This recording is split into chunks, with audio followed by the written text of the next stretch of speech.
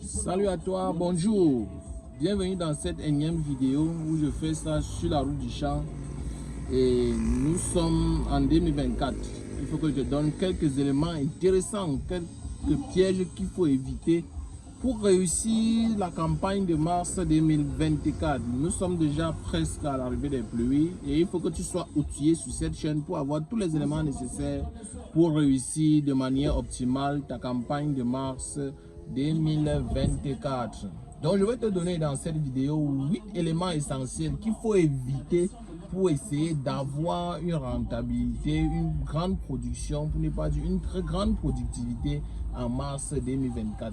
C'est un piège, je suis tombé dessus et il faudrait que je fasse, que je te donne tous les éléments pour que tu ne tombes pas sur le même piège que nous.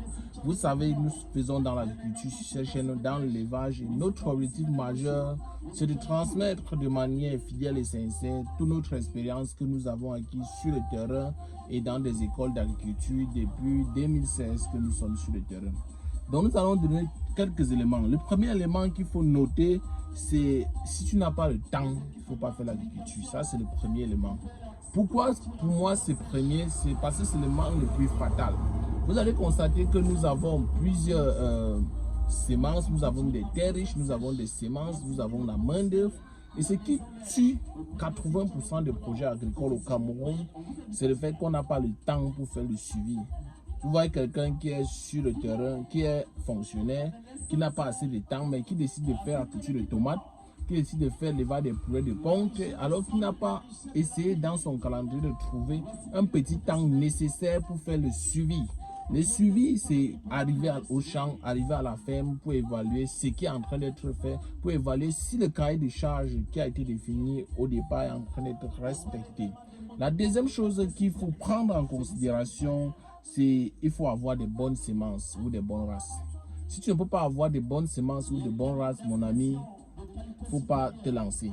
Pourquoi? Parce que par exemple, parlant de semences, concernant le maïs, il y a des semences qui donnent 2 tonnes à l'hectare. Par contre, il y a aussi ceux qui donnent 8 tonnes à l'hectare.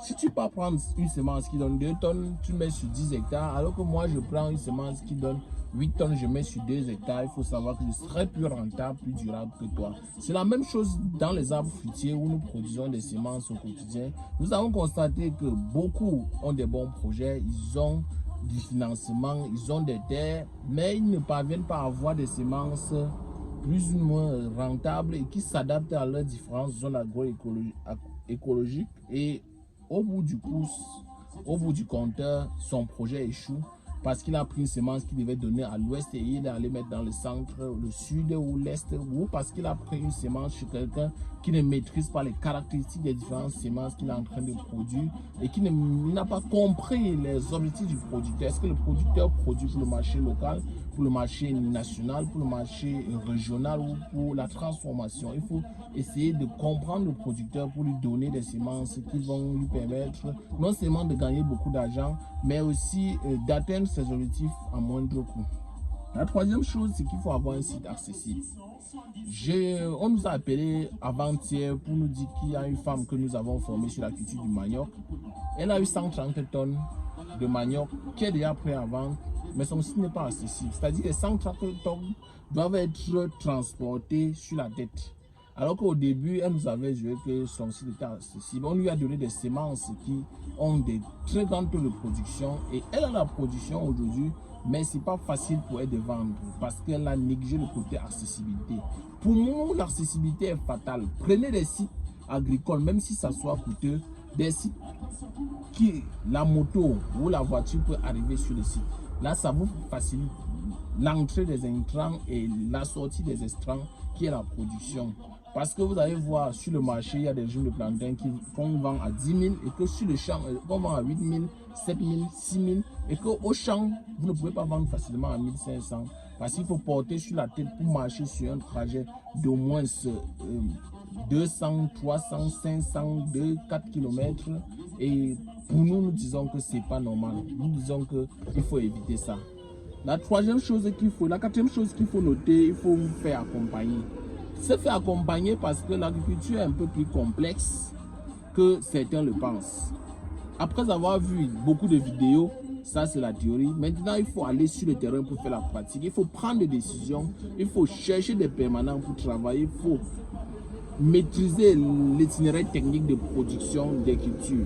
Et cela ne peut se faire que par l'accompagnement. Il faut prendre un praticien. Quand je parle d'accompagnement aujourd'hui, il faut prendre quelqu'un qui fait.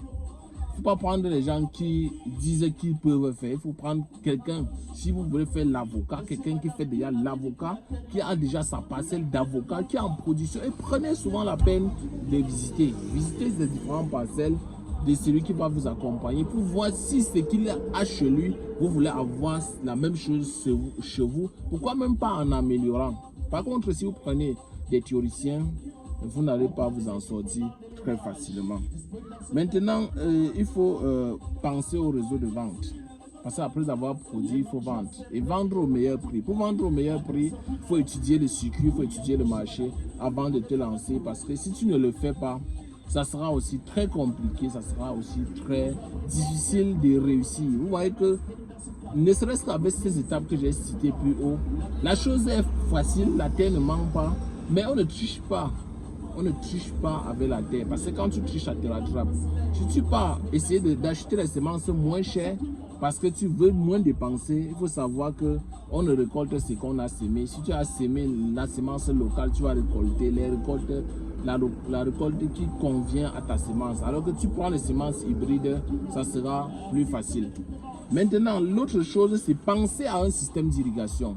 Nous avons constaté avec beaucoup d'intérêt que beaucoup, pour ne pas dire au moins 90% des gens qui se sont lancés dans la production des vergers ont échoué. Dans le centre, dans le sud et à l'est du Cameroun. Pourquoi? Parce qu'ils n'ont pas pensé dès le début à un système d'irrigation. Vous voyez que depuis un bon bout de temps, nous faisons ce travail de sensibiliser, de penser le système d'irrigation. Il n'y a pas de système d'irrigation prêt à porter. Le système d'irrigation sera en fonction de ton exploitation, fonction de tes objectifs, fonction de ton type de culture, fonction des ressources que tu as dans ton exploitation. Parce que moi qui ai un puits, je n'ai pas le même système d'irrigation que toi qui as une grande rivière. Moi qui ai la lumière chez nous en Balmayo, ce n'est pas la même chose que toi qui n'as pas la lumière. Moi qui ai un forage, ce n'est pas la même chose. Moi qui n'ai pas de pente dans mon site, ne sera pas le même système d'irrigation que toi qui as la pente dans ton exploitation. Donc il faut faire une descente pour évaluer les ressources que tu as, pour penser un système d'irrigation. Pourquoi même pas avant la mise en place? Parce que quand on commence à penser le système d'irrigation, quand la culture est déjà mise en place ou quand la saison sèche est déjà là, du coup c'est très compliqué, c'est très complexe parce qu'il faut courir à gauche à droite pour chercher les moyens, il faut courir à gauche à droite pour chercher le matériel d'irrigation. Alors qu'on peut le faire un peu plus tôt, on peut penser le système, on peut acheter tout son matériel d'irrigation, mettre au sol. Et dès qu'on a un souci de pluviométrie, vous-même vous savez que pour le moment on ne maîtrise pas totalement.